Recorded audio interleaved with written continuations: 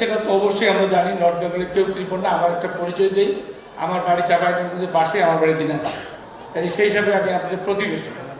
কিন্তু এই উৎসবটা এটা উৎসব নিশ্চয়ই ফল উৎসব হবে, তবে এই উৎসবটা যদি আমের সিজনে হতো তাহলে আমরা মনে হয় কিছু আমের ঝুড়ি টুড়ি নিয়ে আজকে বাড়ি যেতে পারতাম না। তো যাই হোক, সেই প্রত্যাশাটা রাখলাম। আর আপনারা যে সবাই এখানে আসছেন, আসলে একটা কথা আমাদের জেনারেল সাহেব বলছেন যে দুইটা কথা বলছেন। একটা বলছেন যে চাঁপাইনবাবগঞ্জে কোনো মন্ত্রী হয় নাই, আবার বলছেন সবাইকে সবার যোগ্যতা দিয়ে হতে হবে। তো কাজেই জিনিস দুটা কিন্তু একটু ভিন্ন। আমি মনে করি আসলে আঞ্চলিকতা তো অবশ্যই একটা বাড়ি প্রতিবেশী এটা থাকবে, কিন্তু আমাদেরকে যোগ্যতা অর্জন করতে হবে। আমাদের নর্থ বেঙ্গলের লোক আমরা পিছিয়ে আছি, এবং আমি বলবো সেটা আমাদের নিজেদের দোষ।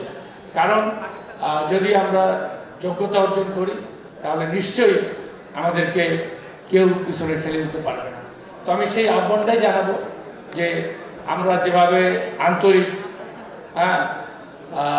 আমি কানসাটে আমি প্রজেক্ট করছি আপনাদের আমের দেশে, এবং সকালবেলা আমি ওই কালাই রুটি নাস্তা করতাম সেখানে।